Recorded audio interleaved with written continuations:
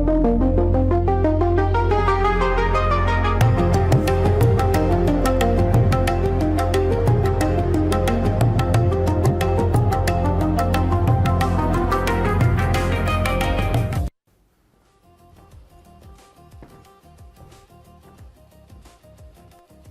मैं शेखर त्रिवेदी। पाकिस्तान, तुर्की और सऊदी अरब ने मिलकर मुस्लिम संगठन बनाया है जिसको मक्का पैक्ट का नाम दिया है। अब इन तीन देशों में अगर किसी एक देश पर हमला होता है तो इसे तीनों देशों पर हमला माना जाएगा। तुर्की, सऊदी अरब और पाकिस्तान ने एक विशेष रक्षा समझौते पर हस्ताक्षर किए हैं। तीन इस्लामिक देशों के बीच नेटो जैसे किसी सैन्य गठजोड़ की तर्ज पर भारत का चिंतित होना स्वाभाविक है, जिस पर भारत ने अपनी प्रतिक्रिया भी दी है।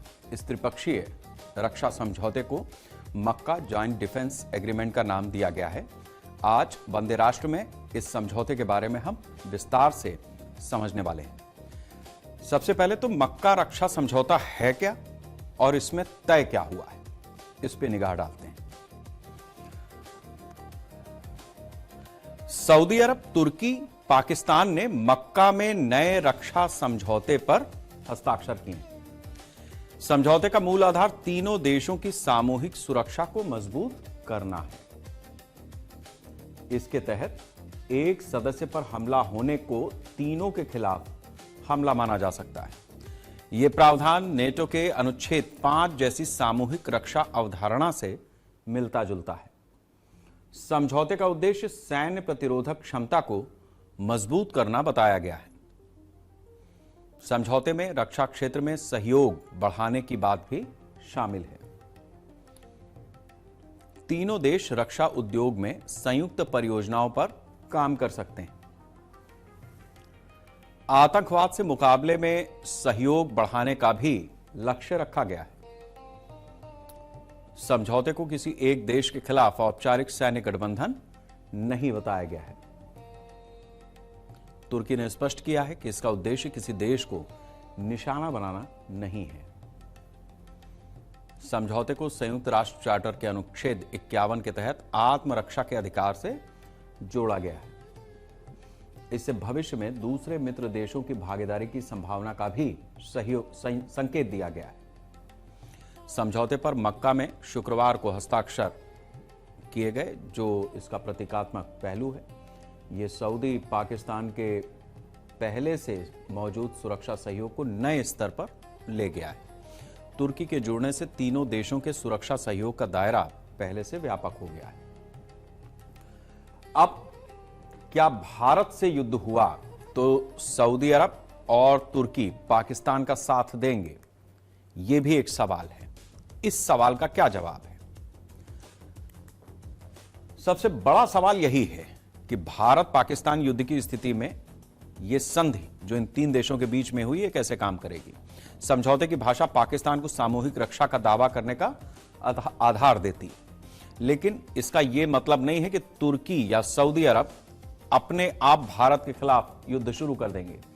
किसी कार्रवाई को सामूहिक हमले की श्रेणी में रखना परिस्थितियों पर निर्भर करेगा।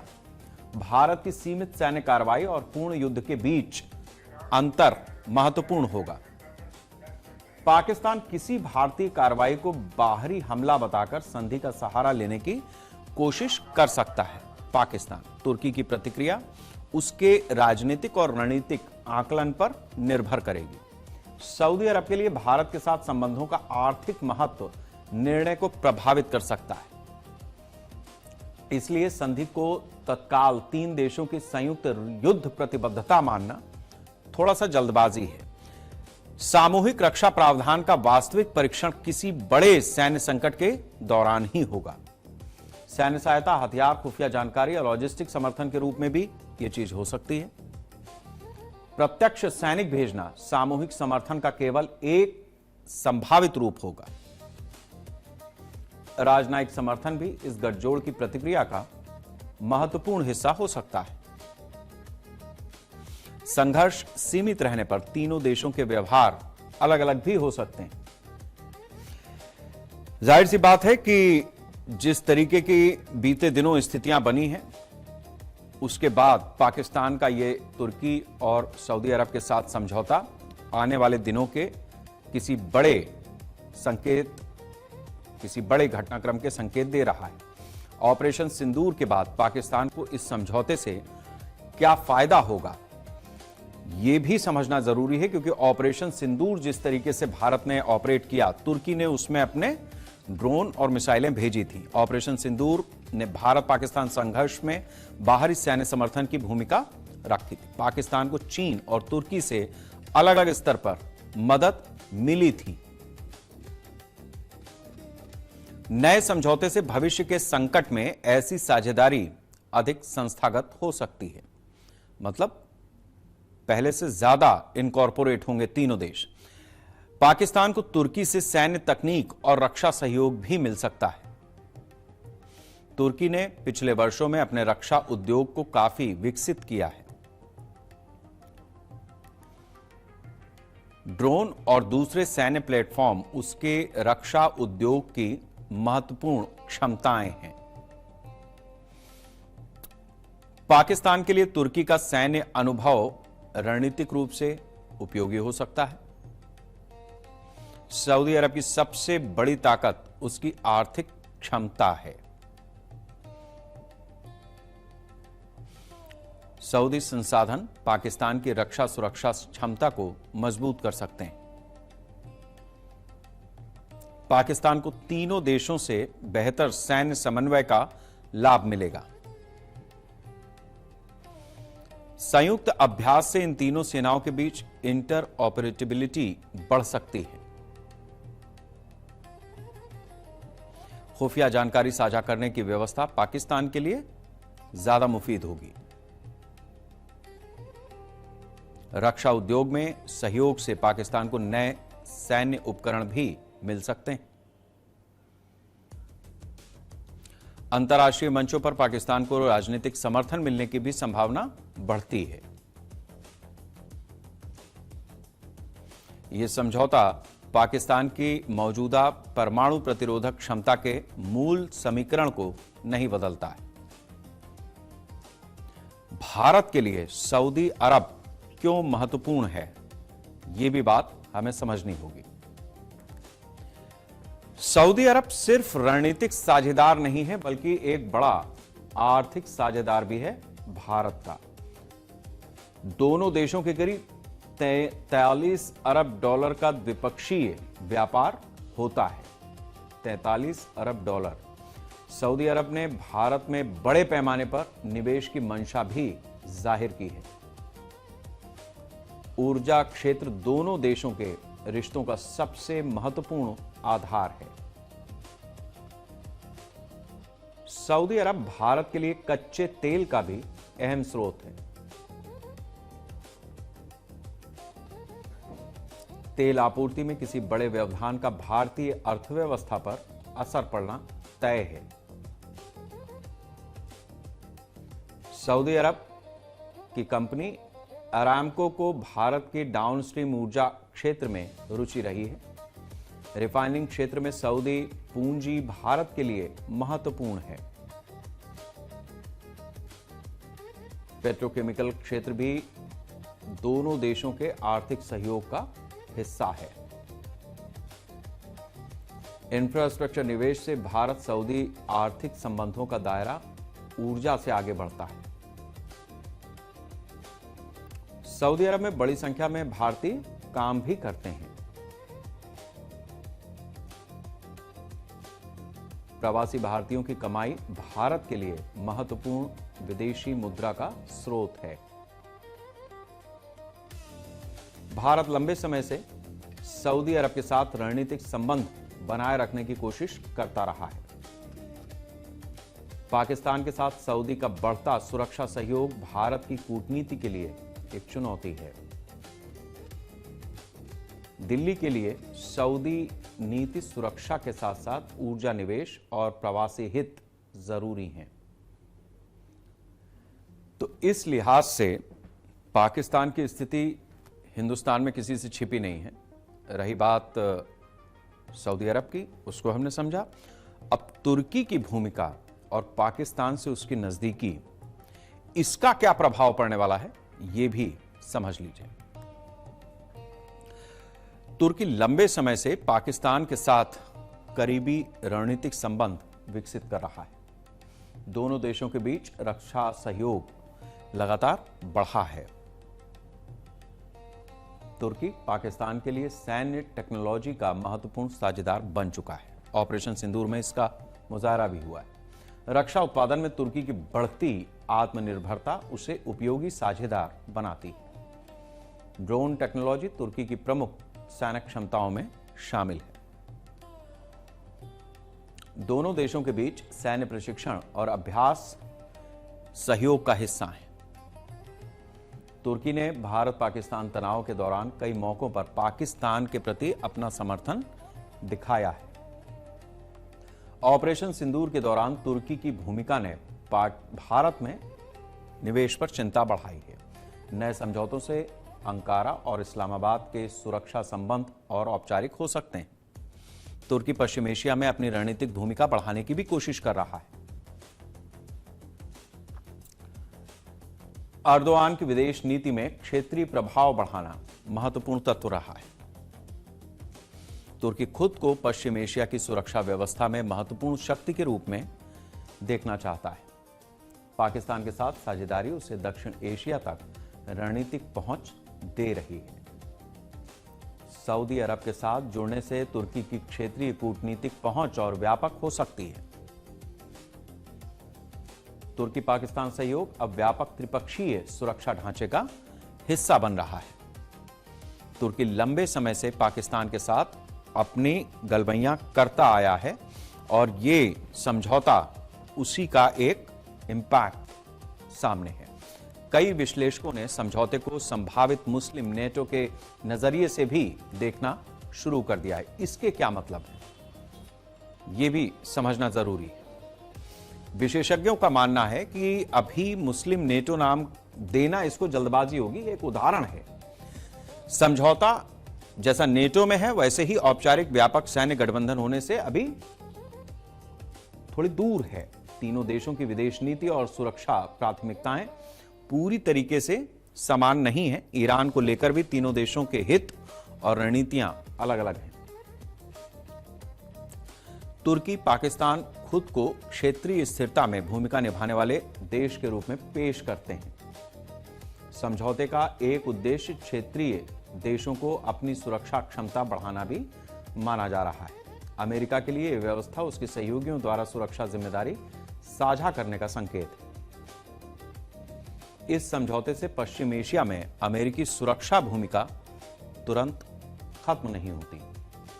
भारत के लिए सबसे बड़ी चिंता पश्चिम एशिया दक्षिण एशिया की सुरक्षा राजनीति, आपस में इन दोनों का मिलन। भविष्य में भारत पाकिस्तान संकट का असर केवल दोनों देशों तक सीमित रखना कठिन होगा। बाहरी देशों का राजनीतिक समर्थन संकट के दौरान कूटनीतिक समीकरण बदल सकता है। भारत को सऊदी अरब के साथ अपने आर्थिक संबंधों और रणनीतिक हितों को संतुलित रखना होगा। दिल्ली को तुर्की पाकिस्तान सैन्य सहयोग की टेक्नोलॉजी रणनीतिक दिशा पर भी नजर बनानी होगी। यह समझौता भारत के लिए युद्ध का संकेत नहीं बल्कि बदलती सुरक्षा व्यवस्था का एक संकेत जरूर है। विशेषज्ञों का मानना है कि इस तरीके का समझौता आने वाले दिनों में भारत के लिए इस लिहाज से चिंताजनक है क्योंकि भारत अलग अलग तरीके से पाकिस्तान के साथ में उसके जो संबंध रहे हैं वो तो जगजाहिर हैं ही। तुर्की पाकिस्तान की जिस तरीके से मदद करता आया है परोक्ष और अपरोक्ष, ये भारत के लिए हमेशा से चिंताजनक रहा है। और ऑपरेशन सिंदूर में खास तौर से देखा गया है कि तुर्की के ड्रोन भारत की सीमा में दाखिल हुए और उनको हमारे SS-400 ने मार गिराया। बाद में ये चीज सामने आई, उजागर हुई। इस लिहाज से ये बहुत महत्वपूर्ण है। रही बात सऊदी अरब की, तो अभी तक वो अपनी सुरक्षा के लिए, उसके पास अपना उतना बड़ा कोई सैन्य बेस नहीं था, लेकिन पैसा भरपूर था। यानी पैसे के दम पर वो अपनी सुरक्षा अमेरिका से करवाता था। जैसा अमेरिका डील भी करके बैठा है बहुत सारे गल्फ कंट्रीज के साथ में, लेकिन भारत के साथ में गल्फ कंट्रीज का, खासतौर से सऊदी अरब का जो रिश्ता रहा है वो आमतौर पर मैत्रीपूर्ण ही रहा है। लेकिन पाकिस्तान जिस तरीके की गोलबंदी कर रहा है, उससे अब यह समझना ज्यादा मुश्किल नहीं है कि वो जरूरत पड़ने पर भारत की जो ऊर्जा जरूरतें हैं उस पर भी हमला कर सकता है या उस सेक्टर को बाधित कर सकता है, या आप कह दीजिए कि उस चेन को काट सकता है, क्योंकि सऊदी अरब के साथ में उसका एक समझौता है। और रही बात तुर्की की, तो तुर्की कभी भी भारत का सगा नहीं रहा है। तुर्की अपनी तरह से खलीफा के रोल में भी जाना चाहता है इस्लामिक देशों के लिहाज से, और पाकिस्तान हर उस देश के पिछलग्गू के भूमिका में आ जाता है जो इस तरीके से उभार ले रहा होता है। तो यहां ये जो ट्रायंगल है वो मुस्लिमों के आपस के झगड़े कितने सुलझते हैं इस पर भी निर्भर करेगा। साथ साथ भारत के खिलाफ जिस तरीके की पाकिस्तान गोलबंदी करता है उसमें मुस्लिम होना अपने आप में पर्याप्त फैक्टर है, और उस लिहाज से भारत की चिंता स्वाभाविक है। भारत में इलेक्ट्रिक वाहनों का चलन तेजी से बढ़ा है। अब लोग ऊर्जा बचत के बारे में ज्यादा सोचने लगे हैं, और इसी वजह से पेट्रोल और डीजल के वाहनों के बजाय ज्यादातर लोग इलेक्ट्रिक वाहनों की तरफ जा रहे हैं। हालांकि सरकार इस पर सब्सिडी भी दे रही है। अभी हाल ही में बीते महीनों में जिस तरीके से मिडिल ईस्ट के साथ में जंग हुई, ईंधन की समस्या आई, तो लोगों ने इलेक्ट्रॉनिक वाहनों पर तेजी से स्विच भी किया है। भारत दुनिया भर में जैसा हो रहा है उससे पीछे नहीं है। जुलाई के महीने में भारत के भीतर इलेक्ट्रिक वाहनों की खरीद बिक्री ने पुराने सारे रिकॉर्ड ध्वस्त किए हैं। अब पेट्रोल कारों के प्रति किस तरीके से लोगों का मोह भंग हो रहा है और ईवी सीएनजी कारों के प्रति लगाव बढ़ रहा है, इसको सबसे पहले हम समझने की कोशिश करते हैं। भारत में वैकल्पिक ईंधन वाली कारों की बिक्री तेजी से बढ़ी है। जुलाई में सीएनजी, हाइब्रिड और ईवी की संयुक्त हिस्सेदारी 40.6% हो गई। पेट्रोल कारों की हिस्सेदारी घटी है, करीबन 41.7% रह गई। दोनों पावर ट्रेन के बीच अंतर अब सिर्फ 1% के करीब है। पहले यह अंतर 13.2% तक था। सीएनजी कारों की मांग लगातार बढ़ती जा रही है। हाइब्रिड कारों की बिक्री में भी तेजी देखने को मिली है। इलेक्ट्रिक कारों को लेकर खरीदारों का भरोसा बढ़ता जा रहा है। कम रनिंग कॉस्ट वैकल्पिक वाहनों की बड़ी ताकत बन रही है। नए मॉडल लॉन्च होने से ग्राहकों को ज्यादा विकल्प सामने आ रहे हैं। पेट्रोल कारों का बाजार में दबदबा धीरे धीरे कमजोर हो रहा है। ग्राहक अब माइलेज और ईंधन खर्च को लेकर ज्यादा महत्व दे रहे हैं। ऑटो बाजार में पावर ट्रेन को लेकर बड़ा बदलाव साफ दिखाई दे रहा है। वैकल्पिक ईंधन वाली गाड़ियां पेट्रोल कारों को कड़ी चुनौती दे रही हैं। आने वाले समय में दोनों के बीच बिक्री का अंतर और कम हो सकता है।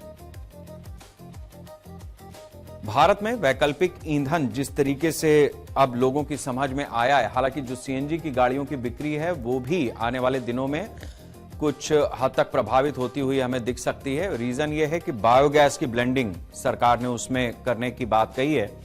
अब बायोगैस की ब्लेंडिंग जब सीएनजी में होगी तो उसके बाद उसकी एफिशिएंसी कैसी रहेगी, उससे माइलेज किस तरीके का निकलेगा, ये देखने वाली बात जरूर होगी। फिलहाल तो सीएनजी और ईवी दोनों चल रही हैं।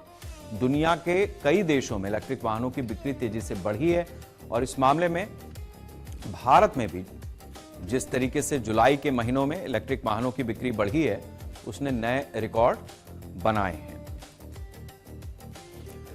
जुलाई में इलेक्ट्रिक वाहनों की बिक्री रिकॉर्ड स्तर पर दर्ज की गई है। पूरे महीने में 3.28 लाख से ज्यादा इलेक्ट्रिक व्हीकल रजिस्टर हुए हैं। 66% से ज्यादा की बढ़ोतरी सालाना आधार पर यह दिखाई देती है। जुलाई में बिकने वाले करीब हर 8 वाहनों में एक ईवी है, यानी 8 वाहन बिके तो उसमें से एक ईवी है। इलेक्ट्रिक वाहनों की स्वीकार्यता अब तेजी से बढ़ती दिखाई दे रही है। दोपहिया वाहनों ने भी पहली बार 2 लाख का आंकड़ा पार कर लिया है। यह बड़ी चीज है। जो दोपहिया वाहन है, जुलाई में 2,04,362 इलेक्ट्रिक दोपहिया वाहनों की भी बिक्री हुई है और बाजार में इनकी हिस्सेदारी बढ़कर के 11.2% हो गई है। जुलाई 2025 में यह आंकड़ा 7.7% पर था। इलेक्ट्रिक तिपहिया वाहनों की भी हिस्सेदारी 65.1% तक पहुंच गई है। कॉमर्शियल वाहनों में भी इलेक्ट्रिक वाहन तेजी से अपनी जगह बना रहे हैं, यानी हैवी लोड कैरी करने में वो सक्षम हो रहे हैं। ईवी बाजार में लगातार नए खरीदार जुड़ते जा रहे हैं। दोपहिया, 4 पहिया और तिपहिया इलेक्ट्रिक मोबिलिटी अब सिर्फ भविष्य की टेक्नोलॉजी नहीं रह गई है। जुलाई के आंकड़ों में ईवी बाजार की स्थिति मजबूत दिखती है। भारत में इलेक्ट्रिक वाहनों का विस्तार तेजी से हो रहा है। इलेक्ट्रिक वाहनों की अलग अलग श्रेणियां भी हैं। पैसेंजर ईवी में कितने प्रतिशत की ग्रोथ हुई है, इस बात को भी हम समझने की कोशिश करते हैं। इलेक्ट्रिक पैसेंजर वाहनों की बिक्री में जुलाई में 83.1% की बढ़ोतरी हुई है। जुलाई में कुल 32,928 इलेक्ट्रिक पैसेंजर वाहन बिके हैं। पैसेंजर ईवी की बाजार हिस्सेदारी बढ़कर 8% हो गई है। जुलाई 2025 में पैसेंजर ईवी की हिस्सेदारी सिर्फ 5% के आसपास थी। टाटा मोटर्स पैसेंजर ईवी बाजार में सबसे आगे है।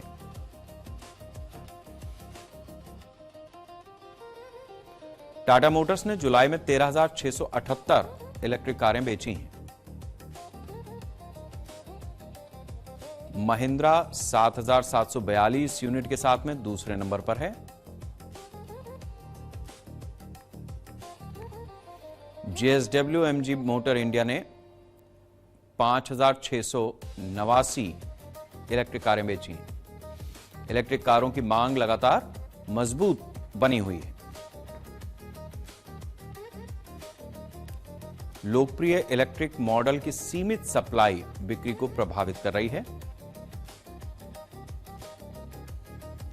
सप्लाई ज्यादा अगर हो तो फिर ईवी की बिक्री और बढ़ सकती थी, यानी जो मैन्युफैक्चरिंग का लेवल है अभी वो थोड़ा सा कमजोर पड़ रहा है। इलेक्ट्रिक कारों की मांग बड़े शहरों तक ही नहीं है, अब ये छोटे शहरों और गांव तक भी अपनी पहुंच बना रही हैं।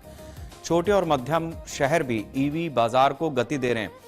जो तिर्री हैं या जिनको आप ई रिक्शा कहते हैं, वो तो गांव तक पहुंच चुके हैं। ग्राहकों के बीच इलेक्ट्रिक कारों को लेकर स्वीकार्यता भी बढ़ी है। यह अलग बात है कि चार्जिंग पॉइंट्स को लेकर के अभी भी समस्या है। पैसेंजर ईवी अब भारतीय कार बाजार की अहम श्रेणी बन रही है। इलेक्ट्रिक दोपहिया और तिपहिया वाहनों के मार्केट में भी बढ़ोतरी हुई है। जुलाई महीने में जो बिक्री सामने आई उसके आंकड़ों पर भी हम गौर करते हैं। इलेक्ट्रिक दोपहिया वाहनों की बिक्री जुलाई में रिकॉर्ड स्तर पर पहुंची है। पहली बार 2 लाख से ज्यादा इलेक्ट्रिक दोपहिया वाहन बेचे गए। इलेक्ट्रिक दोपहिया की बिक्री सालाना आधार पर 88.3% बढ़ी है। टीवीएस मोटर 55,499 यूनिट्स बिक्री के साथ में सबसे आगे है। एक महीने का आंकड़ा है। बजाज ऑटो ने जुलाई में 45,613 इलेक्ट्रिक दोपहिया वाहन बेचे। एथर एनर्जी की बिक्री 30,357 यूनिट्स की रही है। ओला इलेक्ट्रिक ने जुलाई में 14,106 यूनिट्स की बिक्री की। इलेक्ट्रिक त्रिपहिया वाहन भी लोगों के बीच जगह बना रहे हैं। जुलाई में 87,055 इलेक्ट्रिक तिपहिया वाहनों की बिक्री हुई। इलेक्ट्रिक तिपहिया की बिक्री सालाना आधार पर 25.3% बढ़ी है। इस सेगमेंट में इलेक्ट्रिक वाहनों की हिस्सेदारी 65.1% हो गई है। ई रिक्शा और दूसरे इलेक्ट्रिक तिपहिया तेजी से लोकप्रिय भी हुए हैं। तिपहिया बाजार में इलेक्ट्रिक वाहन अब मुख्य विकल्प बन चुके हैं। कॉमर्शियल इस्तेमाल में इलेक्ट्रिक तिपहिया वाहन की मांग बढ़ती जा रही है। दोपहिया और तिपहिया ईवी बाजार को तेजी से आगे बढ़ा रहे हैं।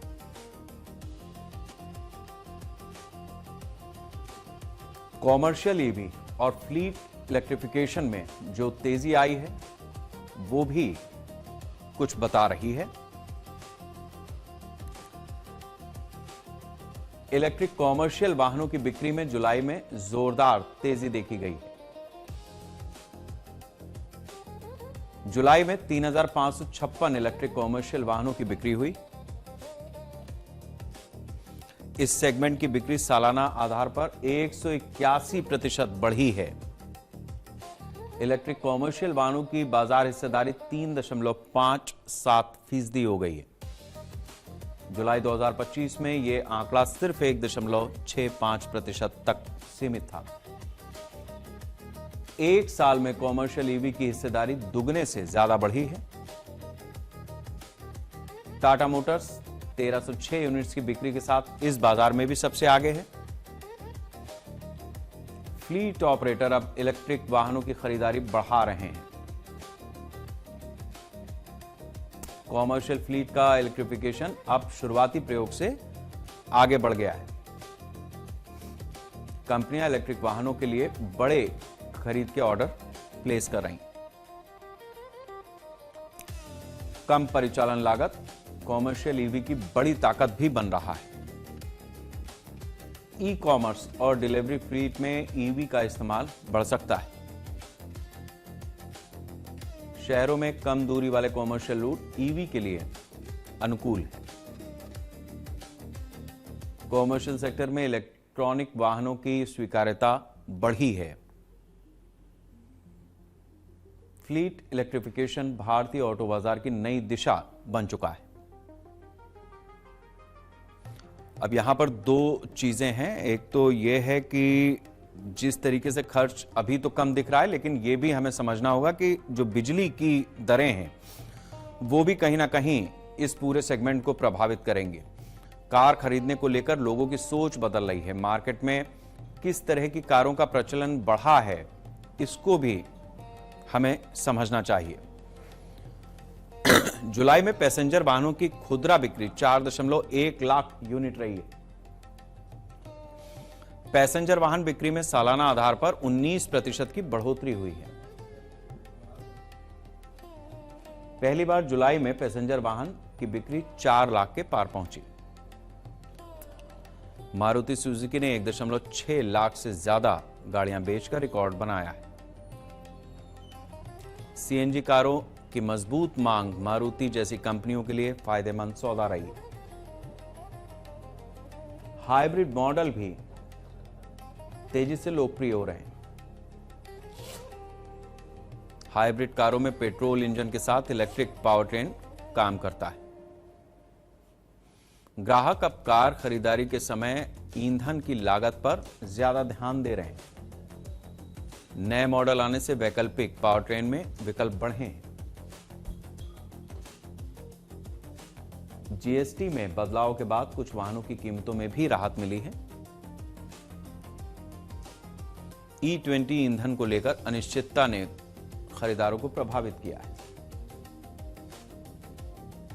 पश्चिम एशिया में तनाव बढ़ने पर पेट्रोल डीजल की कीमतों पर असर पड़ सकता है। महंगे ईंधन की स्थिति में ईवी और हाइब्रिड की मांग बढ़ेगी। ऑटो बाजार में अब सिर्फ कार नहीं बल्कि पावर ट्रेन चुनने की होड़ है। तो इस लिहाज से यह भारत के लिए एक ऐसा सेगमेंट बन चुका है जहां पर नए इनोवेशंस यानी जो उसकी इंजन की पावर है उसको भी बढ़ाने की कोशिश हो रही है।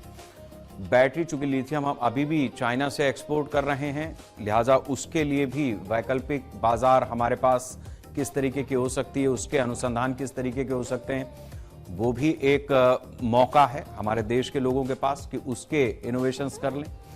तीसरा, बिजली जिस तरीके की अभी चार्जिंग हो रही है, एक तो ईवी जब आप खरीदते हैं तो आपके घर पे ही यूनिट लग जाती है, उससे आप चार्ज करते हैं, लेकिन जगह जगह ऐसी यूनिट्स की स्थापना एक मॉडल कायम करेगी जो कि अभी कम दिखता है।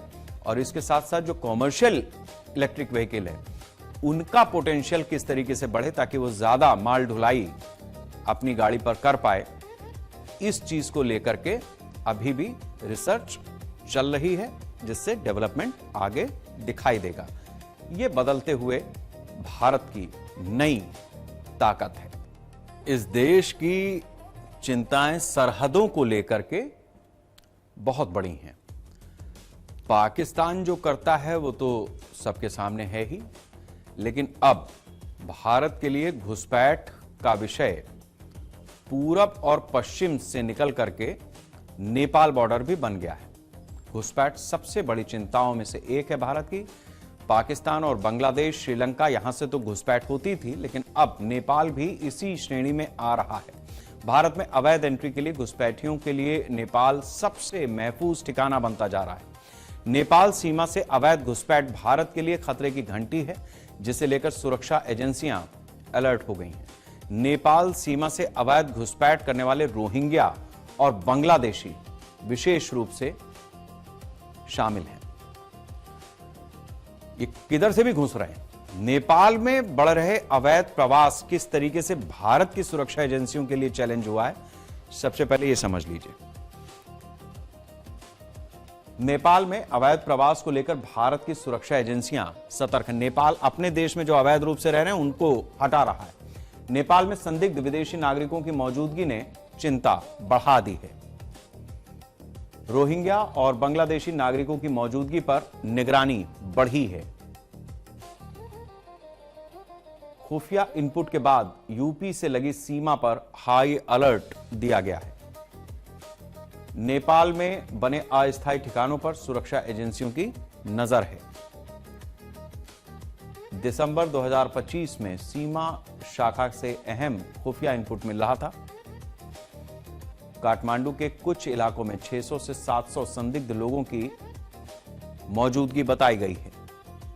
एजेंसियों को फर्जी पहचान के जरिए भारत आने की आशंका है। नेपाल में सक्रिय नेटवर्क भारत में घुसपैठ करा सकता है। सीमावर्ती इलाकों में संदिग्ध गतिविधियों की जानकारी भी सामने आई है। घुसपैठ का संबंध मानव तस्करी नेटवर्क से भी जुड़ सकता है। फर्जी दस्तावेज बनाने वाले गिरोह भी सुरक्षा चुनौती है। नेपाल में अवैध प्रवास को लेकर स्थानीय विरोध बढ़ता जा रहा है। सुरक्षा एजेंसियां नेपाल में बने नेटवर्क को गंभीरता से देख रही हैं। भारत के लिए यह मामला सिर्फ नेपाल का आंतरिक मुद्दा भर नहीं है। भारत नेपाल की खुली सीमा कितनी सुरक्षित है, यह भी समझ लीजिए। भारत और नेपाल के बीच करीब 1770 किलोमीटर की खुली लंबी सीमा है। दोनों देशों के नागरिकों को सीमा पार के आवाजाही की विशेष सुविधा है। 1950 की शांति एवं मैत्री संधि इस व्यवस्था का आधार है। आम नागरिकों के लिए यहां पासपोर्ट, वीजा की अनिवार्यता नहीं है। खुली सीमा दोनों देशों के ऐतिहासिक रिश्तों की अहम पहचान है। सीमा पर हर व्यक्ति की वैसी जांच संभव नहीं है जैसा अंतर्राष्ट्रीय सीमा पर होती है। बड़ी संख्या में रोजाना लोग सीमा के दोनों तरफ आते जाते हैं। व्यापार और रोजगार के लिए भी नियमित रूप से लोगों की आवाजाही होती है। इसी सामान्य आवाजाही में संदिग्ध लोगों की पहचान मुश्किल हो जाती है। खुली सीमा सुरक्षा एजेंसियों के लिए अतिरिक्त चुनौती पैदा करती। भारत के लिए सीमा को पूरी तरीके से बंद करना व्यावहारिक विकल्प फिलहाल नहीं है। सुरक्षा और लोगों की आसान आवाजाही के बीच संतुलन जरूरी है। सीमा की सुरक्षा स्थानीय सहयोग पर निर्भर करती है। खुली सीमा को सुरक्षित रखने के लिए दोनों देशों का समन्वय भी जरूरी है। मौजूदा व्यवस्था सुरक्षित है, लेकिन इसका दुरुपयोग हो सकता है। आपको यह भी जान लेना जरूरी है कि अभी तक जब आप नेपाल की सीमा में जाते थे तो आपका आधार कार्ड पर्याप्त होता था। आपका नोट होता था और जो सीमा सुरक्षा बल है वो आपको नेपाल में जाने देता था। ये चीज नेपाल में भी हो जाती थी कि नेपाल में भी आपका आधार नंबर नोट करके और आप नेपाल के अंदर एंट्री कर सकते थे। लेकिन अब आधार को नेपाल सरकार ने, उसकी मान्यता तो है, लेकिन उसके साथ साथ आपको कोई एक और दस्तावेज भी दिखाना होगा। वो आपका पासपोर्ट हो सकता है, वो आपका चुनाव पहचान पत्र हो सकता है। तो अब जो लोग भी नेपाल यात्रा करने वाले हैं वो इस बात का ध्यान रखें कि केवल आधार के जरिए अगर आप एंट्री चाहेंगे तो वो नहीं हो पाएगा, क्योंकि नेपाल सरकार को भी ये समझ में आ गया है कि आधार कार्ड जिस तरीके से हिंदुस्तान में बन रहा है और जो लोग बनवा रहे हैं वो किसी भी तरीके से सही हैं, ये भारत सरकार भी पुख्ता तौर पर नहीं मानती है। एनआरसी हमारे देश में चला है, यानी जो हमारे देश के वोटर्स हैं वो लगातार अपनी पहचान को पुख्ता कर रहे हैं, तो वोटर आईडी कार्ड नेपाल में मान्य होगा। खुली सीमा से घुसपैठ कैसे होती है यह भी समझ लीजिए। घुसपैठिए आधिकारिक सीमा चौकियों के बजाय ग्रामीण रास्तों का इस्तेमाल करते हैं। जहां ऑथराइज्ड सीमा है उससे इतर गांव की तरफ से वो घुसते हैं, जंगल खेतों से सीमा पार करके और भारत में घुसने लगते हैं।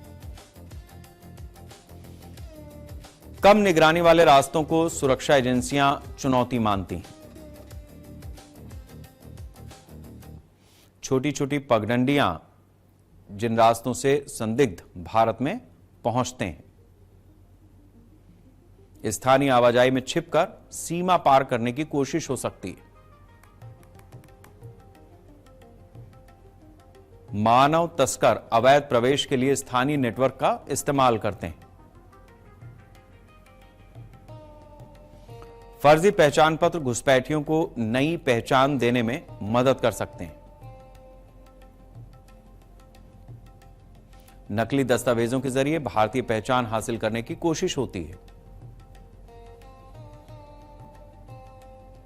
एक जगह प्रवेश के बाद दूसरे शहरों में भेजना भी आसान हो जाता है। मतलब केवल भारत में आपने कदम रख लिया, इसके बाद बस और ट्रेन का नेटवर्क इस्तेमाल करके देश के किसी भी हिस्से में आप पहुंच जाते हैं।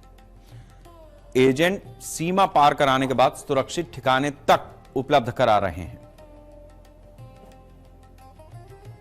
संदिग्ध लोग स्थानीय घरों में अस्थायी रूप से छिपकर रहने लगते हैं। रात के समय सीमा पार करने की कोशिश सुरक्षा एजेंसियों के लिए चुनौतीपूर्ण है। तकनीकी निगरानी से बचने के लिए नेटवर्क रास्ते बदल लिए जाते हैं। घुसपैठ रोकने के लिए सिर्फ सीमा चौकी नहीं बल्कि पूरे नेटवर्क पर नजर जरूरी समझी गई है। आपके लिए यह भी जानना जरूरी है कि नेपाल में जो रोहिंग्या बांग्लादेशी बड़ी तादाद में बीते दिनों पहुंचे हैं, नेपाल सरकार उनको अपने देश से भगा रही है, हटा रही है।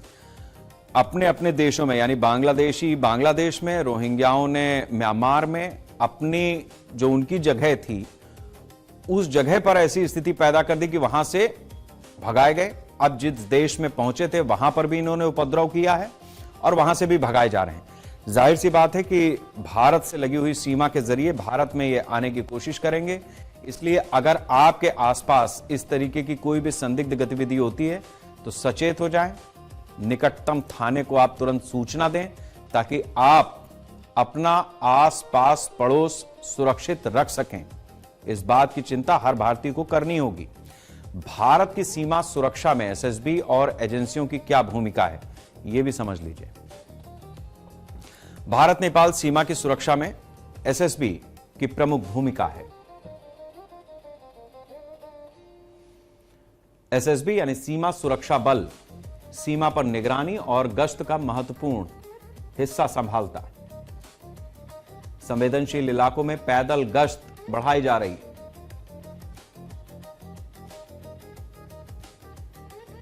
रात के समय पेट्रोलिंग को मजबूत किया गया है।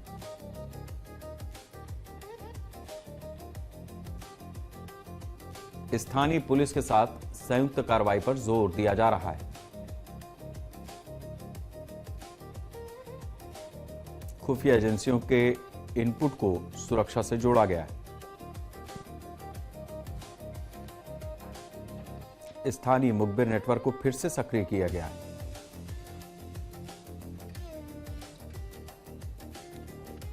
संदिग्ध लोगों के दस्तावेजों की भी जांच हो रही है।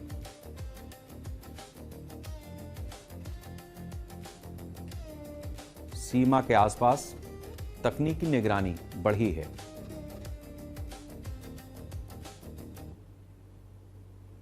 जंगल और ग्रामीण इलाकों में विशेष निगरानी की जा रही है। संदिग्ध गतिविधियों की सूचना तुरंत साझा करने की व्यवस्था की गई है।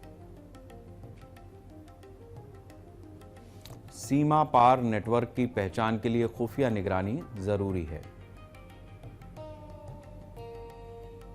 विदेशी नागरिकों की आवाजाही पर विशेष नजर भी रखी जा रही है। संवेदनशील जिलों में पुलिस और केंद्रीय एजेंसियों के बीच तालमेल बढ़ाया गया है। सुरक्षा व्यवस्था का लक्ष्य घुसपैठ के साथ पूरे नेटवर्क को पकड़ना है।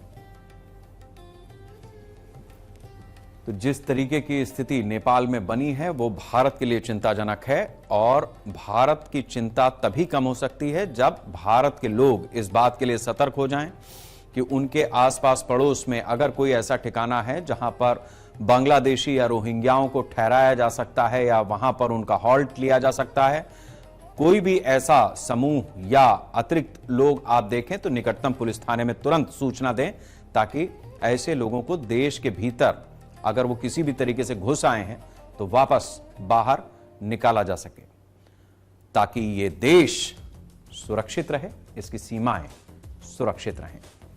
वंदे राष्ट्र।